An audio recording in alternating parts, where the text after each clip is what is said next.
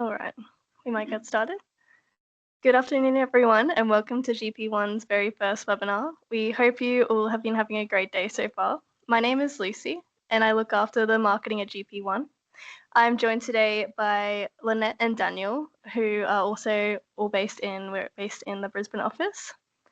We'll be getting started in just a moment, but first I'd like to cover a few housekeeping notes so you know how everything will run today. Throughout the webinar, you'll notice the Q&A chat is open. If you have any questions at any point, please feel free to pop them in the chat. We'll be keeping an eye on them during the session and answering what we can as we go. We'll also have a dedicated Q&A section at the end for any detailed questions or anything that comes up repetitively. If you'd like to ask your question live during that time, just let us know through the chat or use the hand raise signal. Everyone will remain muted throughout the presentation to help limit the background noise and ensure that the audio stays clear for everyone.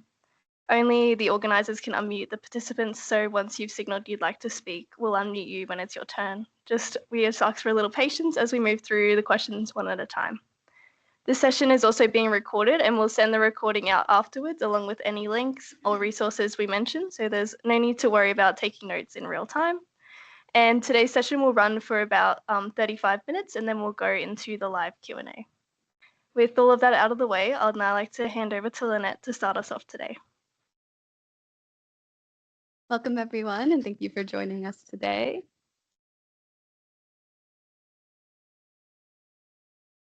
Before we begin, in the spirit of reconciliation, GP1 acknowledges the Turrbal and Yugara peoples as the traditional custodians of the land on which we meet today. We pay our respects to their elders, past and present, and extend that respect to all Aboriginal and Torres Strait Islander peoples joining us today.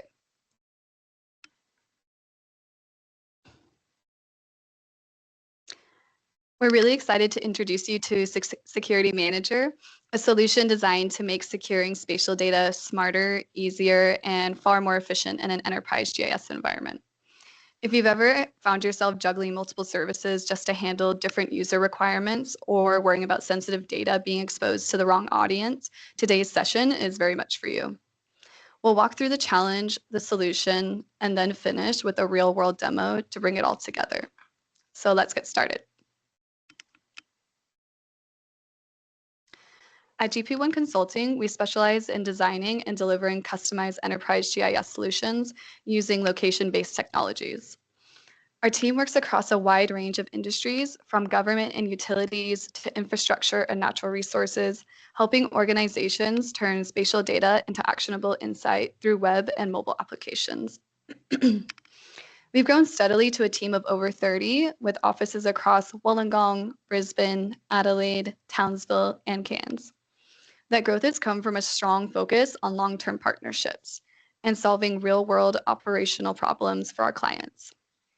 At the core of everything we do is collaboration. We work closely with our clients and technology partners to make sure the solutions are not just technically sound, but practical, secure, and scalable.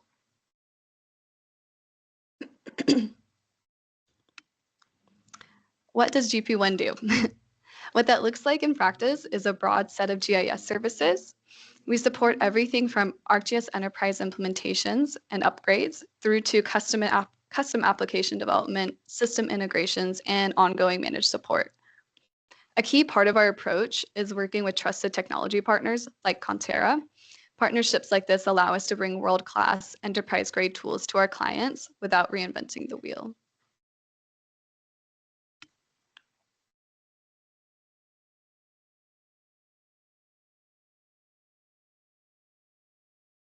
I'm sorry, I've had a malfunction on my page. Let me reload it. But we're going to start by introducing ourselves.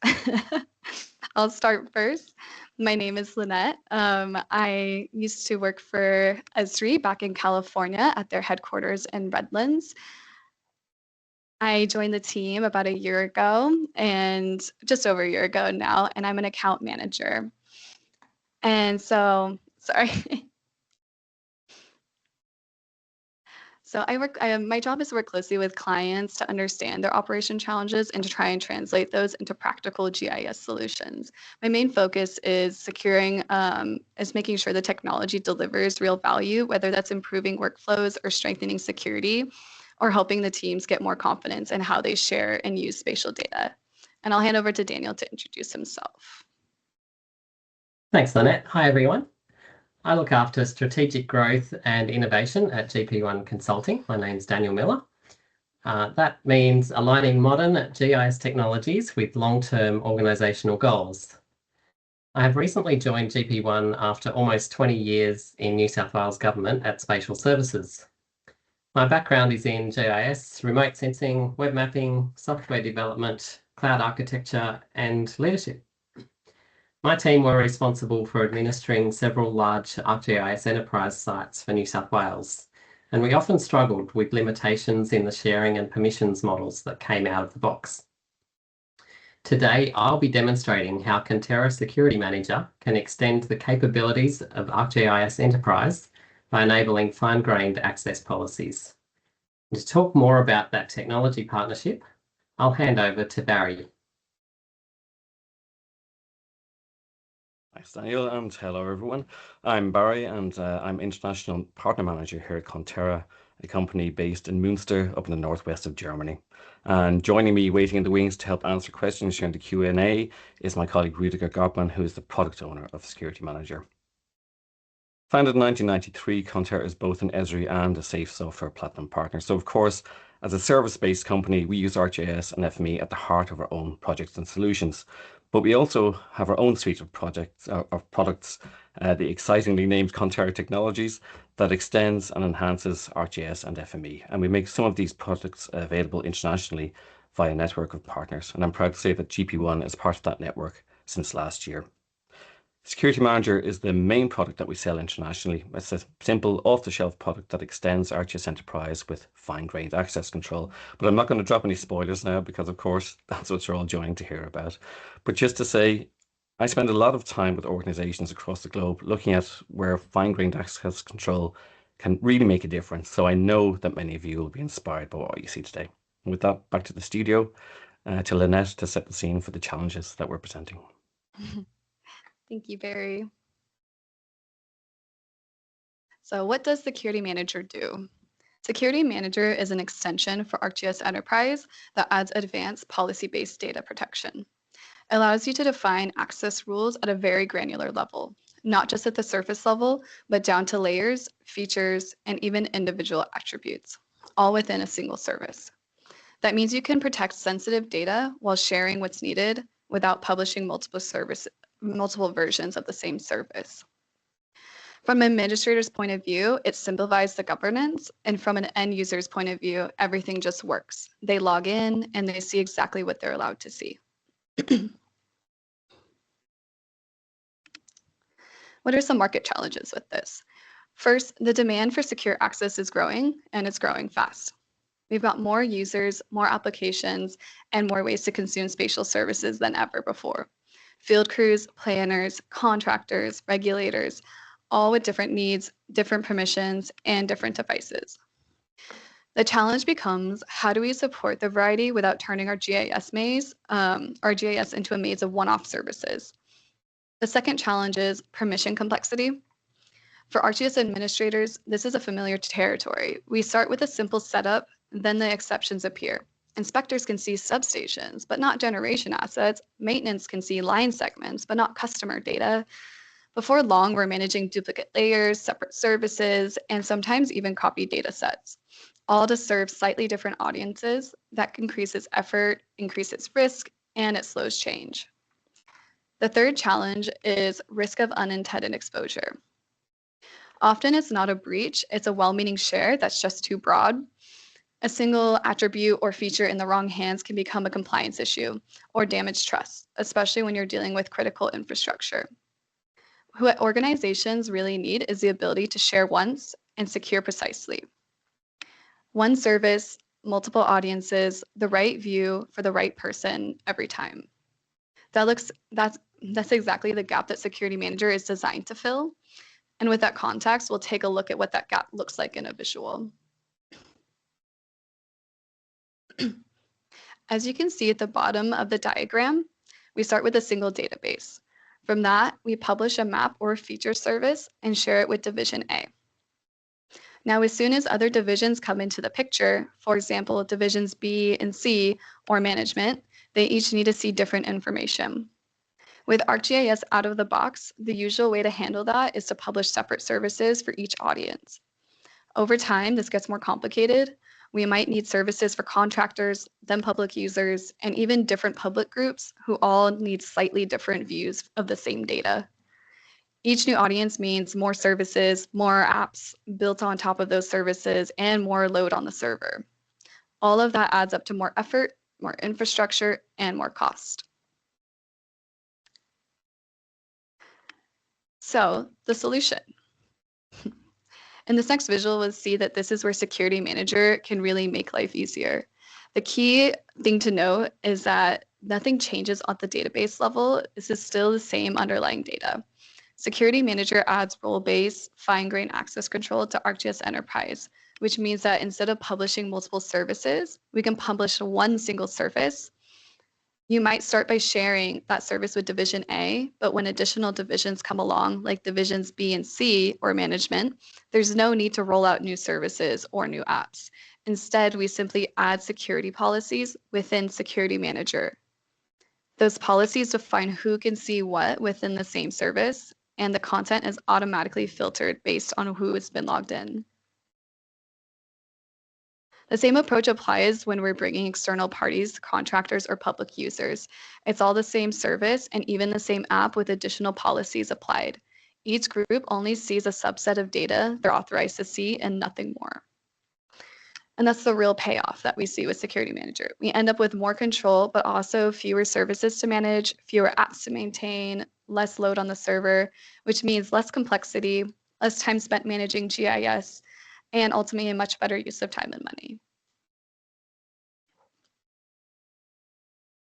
So how are the features implemented? Security Manager supports advanced access control across services, layers, features, and attributes, and it works seamlessly with ArcGIS Server services, including WMS and OGC API features. Under the hood, it's based on a well-defined policy schema, which means policies are precise, consistent, and auditable. Security interceptors evaluate every request in real time, filtering both data requests and responses according to the user permissions. For enterprises, that means role-based access control, better compliance and auditability, and clean integration of ArcGIS Enterprise with existing security systems.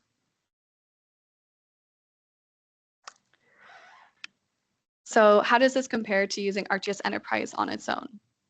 ArcGIS Enterprise provides a strong security foundation, particularly around authentication and service level access.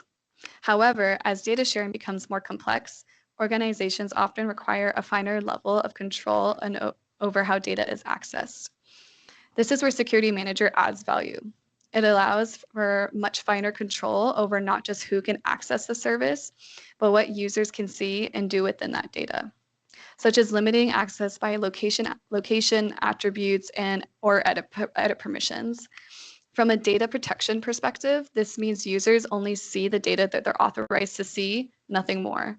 Security Manager also adds flexibility by working across ArcGIS Enterprise native and OGC services, with security rules managed centrally rather than in multiple places.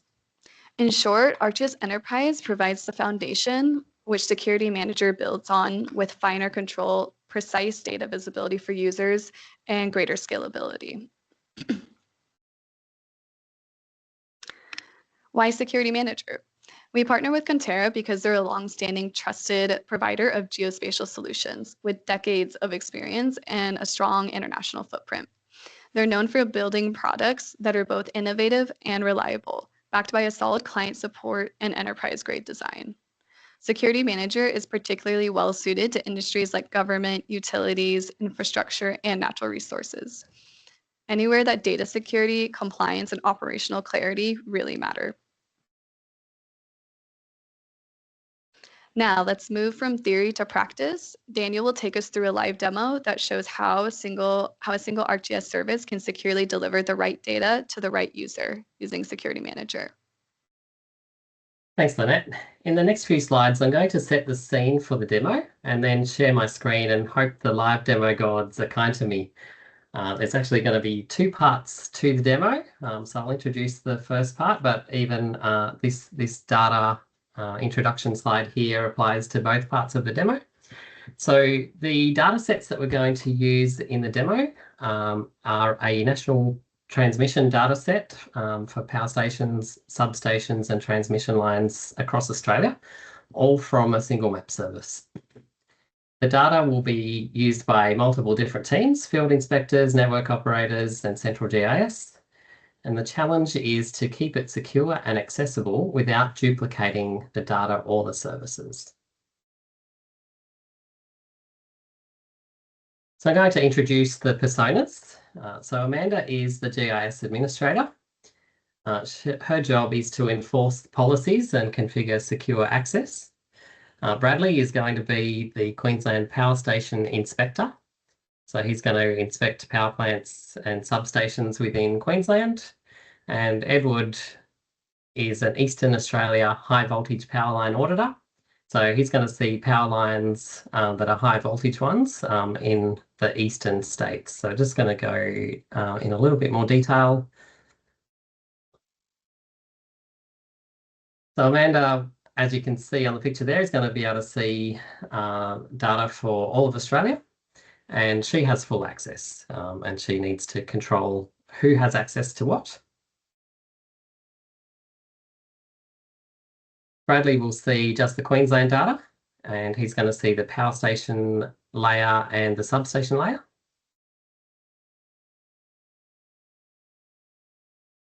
Edward will see all of the eastern states and just the transmission lines and only voltage above 200 kilovolts. And he's also going to see a limited subset of attributes, things like the name, the voltage and the operational status of the transmission lines.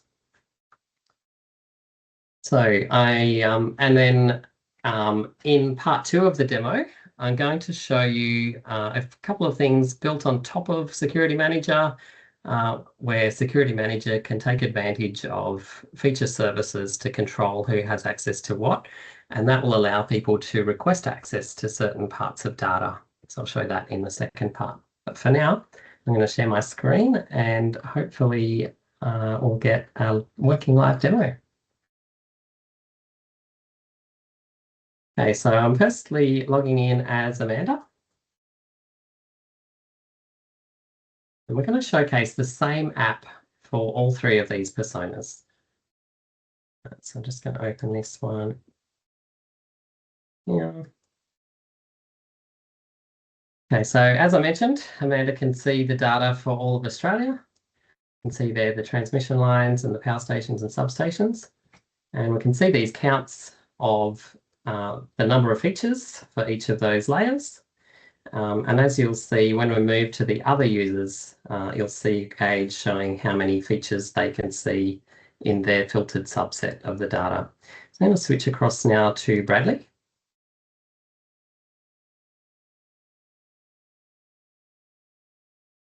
And Bradley is the Queensland Power Station Inspector. So I'm just going to open this one up.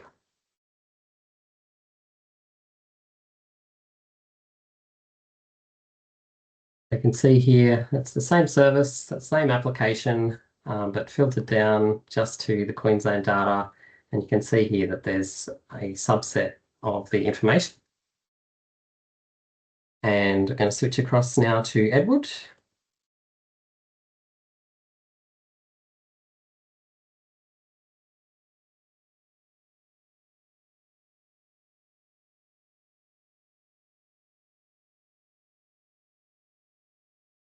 Again, it's exactly the same application and a different subset of the same information from the service. So in this case, transmission lines. And if we have a look at the attributes here, you can see the name, operational status, state, and capacity in kilovolts. If I switch back to Amanda,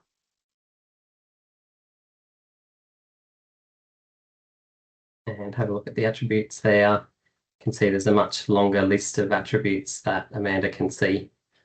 So it can really have fine-grained control of who gets access to what data and where within these services. Now I'm going to pull back the covers just a little bit for what Amanda sees in the Security Manager user interface. So in the Policy Explorer here, this lists out the folders that are in the ArcGIS server instances and the services within those folders.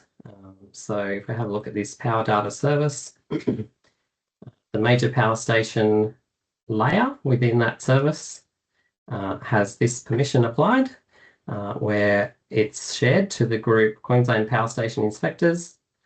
And there's a feature restriction here using a query where the state is Queensland. And looking at the transmission lines, we'll see a different policy applied where it's shared to the High Voltage Transmission Eastern Australia group, and a different query where the state is in Queensland, New South Wales, etc., the eastern states. Only features where the capacity in kilovolts is greater than 200, and only a subset of the allowed fields will be shown. That's the end of the first part of the demo. Now I'm going to switch across to the second part of the demo where a user can request dynamic access. So I'm going to open up here a Survey 123 app. And Bradley is going to come in here and put in his username. And I'm going to say, Adelaide to Sydney connection. And he's going to draw a little polygon here from Adelaide to Sydney.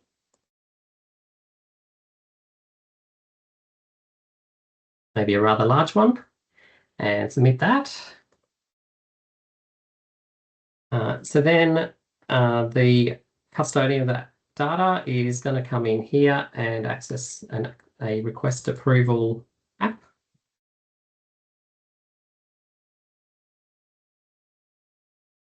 So I can see in here, Amanda can see a list of all the requests for access. So if we click on this one, the Adelaide to Sydney connection, you can see the form that Bradley filled out, including the polygon. And then Amanda's just going to come in here and select approved and press update. We can also see under all requests a view of all the different access requests across Australia, and go in there and edit those as well. We're going to switch back across to Bradley. And we're going to access the app to view the data.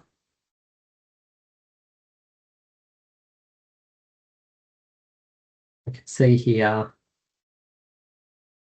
the substation data is filtered down just to within that polygon between Adelaide and Sydney. So that is the end of my visual part of the demo. I'm just going to stop sharing my screen. We'll go back to the slides. So I hope that has inspired some ideas for you how you might be able to take advantage of Security Manager to streamline and secure your ArcGIS environment. Just a quick recap. So Amanda, as the administrator, set up the policies, and when Bradley and Edward were in the right groups, the security policies that Amanda had defined applied to their logins, and they just saw their subset of data.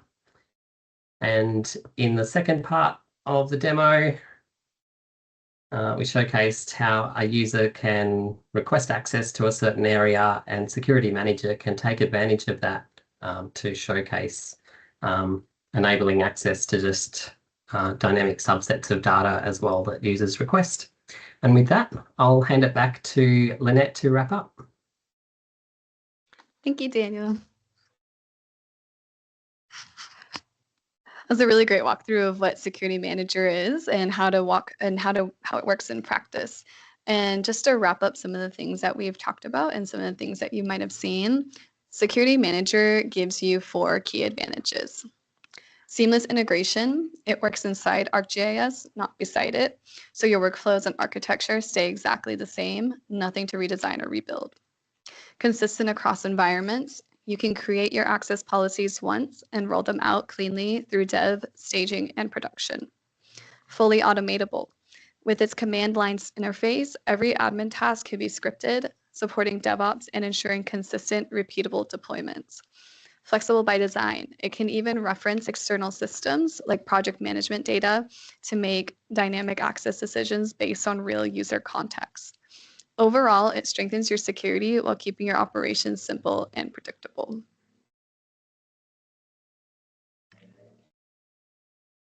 And hand over to Lucy. Great, thank you. We'll now move into the Q&A section. We've had a few questions come through, so we will answer those ones first live. And then if a question comes to mind as we go through, please feel free to pop it into the chat, and we will get to answering those today. So I'll just open that up quickly. I think first we had a question from Nick saying, what are the limitations we have with our current security software on top of ArcGIS Enterprise portal is that all fields need to be visible for sorting to work in ArcGIS Pro or Map Viewer. Are the capabilities of attribute tables also limited by applying Security Manager? I might hand over to Barry or Daniel to answer this one. Yeah, I can start with that one. So the security restrictions apply in a server object interceptor within ArcGIS server itself. And that means that the security policies are applied at the API level, and any applications that are requesting the data see those restrictions applied. So if we hide attributes or only expose particular attributes, that will apply across both the map views, the attribute table, and things like pop-ups. Anything that requests that information from the service will have those permissions applied. Great. Let us know if that makes sense as well, and feel free if you need to unmute as well. All good, we can unmute you. Nick also had another question saying, can Security Manager work with data lake software like Databricks?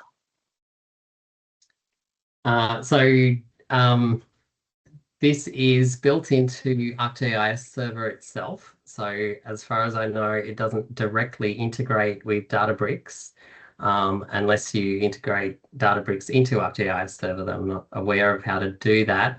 Barry, have you got any extra comments on that one?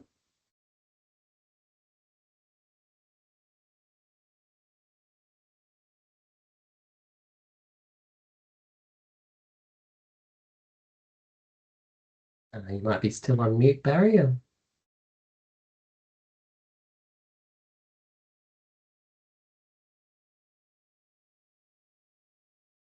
about now? That's better. There we go. Yeah.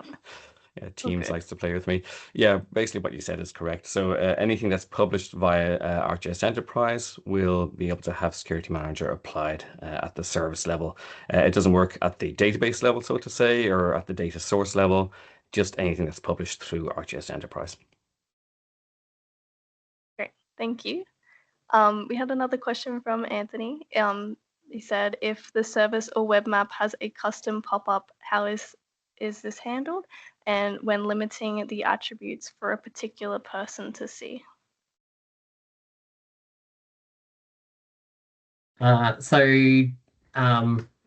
The custom pop-ups on a web map will have the same policies applied from the API level that I mentioned before. So if the pop-up in a web map references a field that's hidden for a particular user, that information won't be filled into that pop-up for that user. They will see whatever was in the template, but they won't receive the values for that attribute. Anthony also had another question. How much latency is added to the service response time from Security Manager? With this one, ArcGIS Security Manager runs as a server object interceptor, so it's running on the actual ArcGIS server machines themselves. So it adds very little latency, but obviously some, and it's in the order of some number of milliseconds. Barry, do you want to provide a bit more detail around roughly how many? And obviously it would depend on the policies a little bit. Yeah, sure. I was hoping Rudiger might step in there, but I'll try and do the duty. Yeah, so we have measured it, and of course, it does add something. In our tests, it tends to be in the region of like 10 to 20 milliseconds, because of course it's doing some additional work. Of course, Security Manager resides in the service itself. It becomes part of the service configuration, so it means there's no round trips to databases or anything like this, like some of the older versions of Security Manager used to have.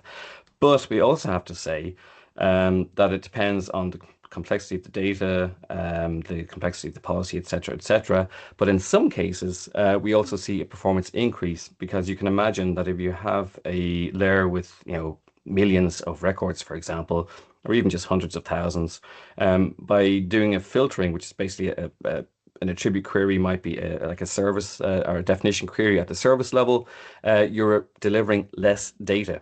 So the overall turnaround, although there might be 10 to 20 milliseconds added by the processes of Security Manager, the overall delivery trip might end up being shorter. So yeah, it depends. But a very, very lightweight that in most cases will not be noticed.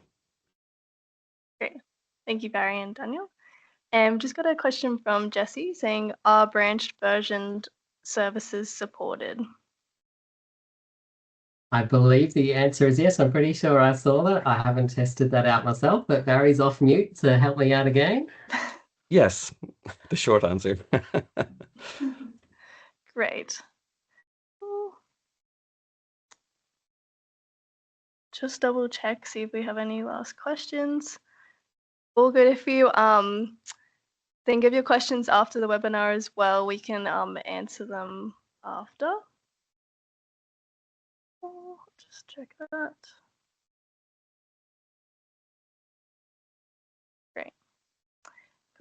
Thanks, everyone. That was some really great questions, and thank you to Daniel and Barry for answering those. If you didn't get your question in today, like I said, or if anything else comes to mind after the session, don't worry, we'll follow up. And also feel free to reach out as well. You'll receive our contact details in the post-webinar email, and so we hope you continue this conversation. Thanks again for your time today. I'll just hand back to Lynette to close out the session. Thanks, Lucy, and thanks again, everyone, for joining us today for our first webinar at GP1. We hope this session has given you a clear overview of how Security Manager can help improve GIS security, governance, and visibility without adding the complexity. Thank you to Daniel for the demonstration and insights, and thanks as well to Conterra for making today's session possible. A recording and follow-up details will be sent out shortly, and we look forward to continuing the conversation. And actually, before we wrap up today's session, focus on governing who can access your ArcGIS Enterprise services and how they're shared. The next step in a mature GIS environment is actually ensuring those services are deployed consistently and reliably across environments. And that's where Gaia Builder comes in. So finally, keep an eye out for our upcoming Gaia Builder webinar, where we'll explore how to automate and standardize GIS deployments using the modern DevOps practices. Details and dates will be shared soon. Thanks again, and we look forward to seeing you all again soon. Thanks, everyone. Thanks all. We might just go back if we want to answer these two last questions before we head off. But if you guys need to head off, that's all good as well. Feel free to go. We just had a question from Matthew. How does licensing of the product work?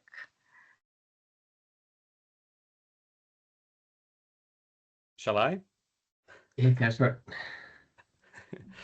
Yeah, so Security Manager is based on a subscription, and it essentially works against the core count of the ArcGIS instance. So yeah, that's the short answer, so to say. you should probably contact GP1 in terms of the pricing, but the initial base license is based on the initial 4 cores in an ArcGIS instance, and then for every set of additional 4 cores in an ArcGIS instance, it's an additional cost, but 50% of the rate. The standard subscription includes the right to install on a staging server to the same number of cores and to install on a passive server for failover purposes. And of course, there are stage and dev licenses available at 50% of the standard cost. Great. Thank you, Barry. And just one last one from Anthony. How often is the security policy updated in the SOI or SOC, as it's not getting the data from the database, etc.? Yeah, so when you update the policy, it actually restarts the map service, and so that gets the policies get redeployed with the map service update. Yeah, you can say that the policy description is a JSON format, and that is stored in the service definition itself, so it never needs to touch anything, and it becomes basically self-sufficient once it's deployed. It's in the service, and yeah, there's no external influence needed at all. So you update once, or whenever you update, that's it. It becomes part of the service after that. Great. Thank you very much, Barry and Daniel as well. Again, if we have any other questions post-webinar, feel free to contact us. We will email you guys as well.